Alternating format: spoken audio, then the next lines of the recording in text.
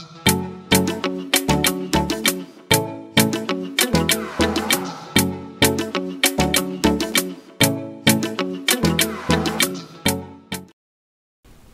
Assalamualaikum, selamat sejahtera, apa khabar semua? Masih ingat dengan saya?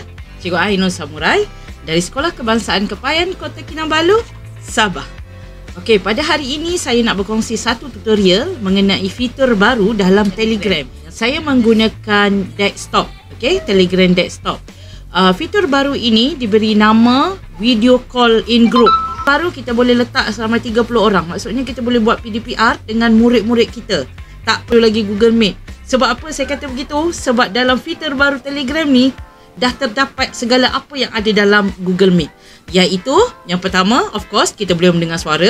Yang kedua, kita boleh tengok video ataupun muka murid-murid kita. Dan yang ketiga, kita boleh share screen. Ini yang menarik ni, share screen. Saya dah cuba, tapi sekejap lagi saya akan tunjukkan tutorialnya. Dan yang keempat, kita boleh record. Ini penting juga ni, kita boleh record aktiviti yang kita buat sepanjang kelas tersebut. Tapi kita perlu update di telefon, okey, di telefon ini yang induk, dan kita juga perlu update di mana kita buka Telegram tersebut. Kalau macam saya sekarang berada di PC, so saya kena update di PC. Kalau di laptop juga kena update di laptop.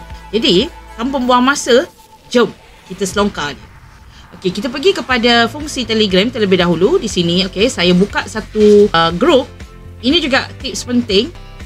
Untuk membuat voice chat, kita perlu jadi admin dalam grup tersebut. Sebelum ni, beberapa bulan yang lepas, kalau tidak silap saya, kita dah ada voice chat. Maknanya kita hanya boleh mendengar suara. Tetapi kali ini di-upgrade kepada video voice chat. Kita boleh tengok wajah orang yang kita sedang communicate. Okey, jom kita cuba sekarang. Seperti mana yang anda dapat lihat di sebelah. Okey, kita lihat yang sebelah sini ya. Yang sebelah sini kita boleh nampak ikon, iaitu ikon macam dialog yang ada garis 3 tu kan. Itu adalah tanda voice chat. Jadi tanpa buang masa, jom kita mulakan video voice chat untuk Telegram. Jom. Okey, seperti mana yang anda dapat lihat, kita boleh schedule a voice chat. Bila-bila masa kita nak, senang lah kan, kita nak atur bila jadual kita akan bermula. Jadi dia ada countdown . Okey, cuba kita tengok kalau kita boleh cuba buat untuk schedule . Okey, begini ya. Contoh sekarang, masa di PC saya adalah 4.47. Jadi saya akan mulakan dalam masa 8.8 nanti, iaitu kena guna sistem 24 jam. Dia telah beri di sini selama 12 minit. Jadi kita schedule. Okey, boleh lihat di sini. Okey, di sini, di sebelah sini. Dia mengira, dia countdown berapa minit lagi kita akan mulakan untuk voice chat. Jadi kalau kita nak start now, kita boleh klik butang ini butang di bawah start now. Tapi kalau kita tak nak lagi, kita tunggulah. Ada berbaki lebih kurang 11 minit lagi. Itu yang menariknya. Dan kita boleh atur untuk kelas kita siap-siap untuk murid-murid kita bersedia.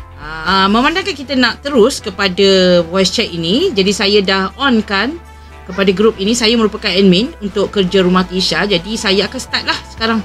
Okey. Okey, kalau kita dapat lihat di sini, akan ada notifikasi kepada ahli-ahli dalam rumah ini. Okey, nampak tak? Ada seseorang, ya, Ainul Batisha, ini anak saya. Dia dah join. Sebab dia dapat notifikasi, dia akan terus join. Jadi, okey, kita minta dia bercakap sikit. Okey, saya mulakan. Hello, apa khabar? Hello. Nampak tak? Okey, apabila dia berwarna hijau, dia akan, itu tandanya dia bercakap. Kalau kita yang mulakan, dia nampak you are alive. So kita akan mula bercakap, dia akan mengeluarkan warna hijau di sini. Di skrin kita akan nampak begini. Di skrin di desktop ataupun di PC ya. Okey, sekarang saya nak terus kepada video yang di mana tadi saya ada sebut kita boleh nampak muka orang yang bercakap. Okey, sekarang saya berada di paparan voice chat dalam grup ini ya. Display chat kita tak nampak. Tapi di bahagian sini nampak ini wajah anak saya dan ini muka saya. Saya boleh nampak jelas dia. Jadi kalau nak bersuara, nak bercakap macam biasa, kita hanya perlu tekan yang butang mikrofon ini. Okey. Ya, hello, apa khabar? Jadi kalau kita nampak warna hijau di bahagian atas ini, maksudnya dia sedang berbual. Sekiranya kita nak tutup atau kita nak hentikan, kita tekan saja dan kita akan di-mute-kan. Baik, sekarang apa yang menarik lagi, nampak di sini ada satu fungsi share screen. Ini disable. Kalau saya disablekan ini, saya akan tertutup lah. Dan di sini ada butang yang 3 ni.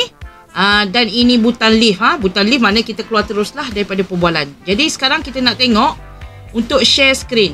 Kita pergi kepada share screen. Dan kita akan diberi pilihan untuk pilih yang mana. Contohlah saya nak mengajar budak. Saya akan pilih ini ya, PowerPoint. Dan saya akan tekan share screen. Okey, boleh nampak di bahagian ini adalah share screen. Okey, Isha, boleh nampak tak paparan? Boleh. Cuba baca nombor yang tertulis tu. 1, 2, 3, 4, 5, 6, 7, 8, 9. Alright, jadi sekarang kita boleh tengok bila seseorang sedang bercakap, orang lain mesti mute supaya tidak ada gema di belakang. Tapi apa yang penting sekarang, saya nak bagi tahu pada cikgu-cikgu, kita sudah boleh mula share screen. Okey, contoh tapi kita kena buka slide yang kita nak share lah. Okey, saya akan tunjukkan paparan yang seterusnya. Boleh nampak tak sekarang ada apa, Isha? Ada soalan kan? Okey, sekarang paparan apa yang tertera, Isha? 110 besar. Okey, boleh nampak ada kotak. Boleh nampak tak mouse Mama? Boleh nampak dengan jelas. Bermakna share screen ini boleh berlaku dalam Telegram. Ini yang menarik. Okey, kalau saya nak invite lagi beberapa murid lain, saya boleh add saja di sini. Okey? Contoh saya nak add Papa Tisha. Okey, saya invite. Saya besarkan skrin lah supaya nampak. Kalau di paparan skrin, di bahagian desktop ataupun laptop, kemungkinan cikgu akan nampak lebih jelas. Tapi kalau hanya di bahagian telefon, dia hanya berada di bahagian atas. Share screen berada di bahagian atas dan muka-muka kita berada di bahagian bawah. Okey, sekarang saya buka lagi.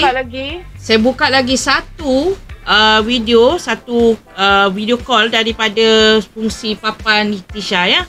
Sekarang saya ada dua gambar, 2 video daripada tu. Maksud kalau kita add lagi ramai lah. Tapi saya sangat rekomenkan cikgu-cikgu menggunakan pakai laptop ataupun PC sebab dia nampak lebih besar dan jelas lah berbanding kalau telefon dia agak kecil. Kalau saya boleh paparkan, okey, dia agak kecil lah. Okey, jadi begitulah tadi sedikit sebanyak mengenai share screen. Sekarang kita lihat balik kepada 3 butang ini. Kita boleh nampak edit voice chat title. Ini pun menarik.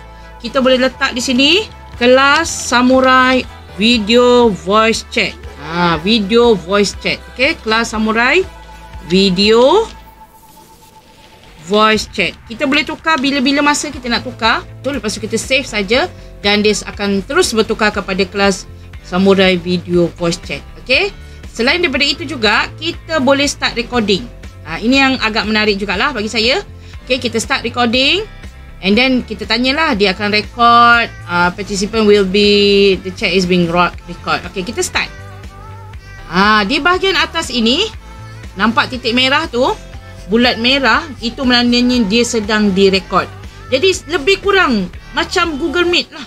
Okay, Google Meet boleh share screen, Google Meet boleh nampak muka, and then Google Meet juga boleh recording untuk akaun MOE. Tapi Telegram tidak memerlukan akaun MOE, dia boleh menggunakan record. Okay, itu antara fungsi yang dalam Telegram. Okay, jadi saya kira ini saja saya nak kongsi dengan cikgu-cikgu semua bahawa tidak ada lagi alasan untuk tidak melaksanakan PDPR secara online sebab Telegram telah menambah fitur yang baru iaitu Telegram video voice chat. Jadi saya kira itu saja daripada saya. Semoga video ini memberi manfaat kepada semua dan memudahkan kerja kita di masa akan datang. Okey, untuk end voice chat kita hanya perlu tekan butang leave dan dia akan tanya, kita akan end voice chat terus. Kalau kita tak end voice chat, maksud benda itu akan terus berfungsi. Di mana kita boleh klik end voice chat ni, dia akan endkan kepada semua ahli. Jadi kita akan leave.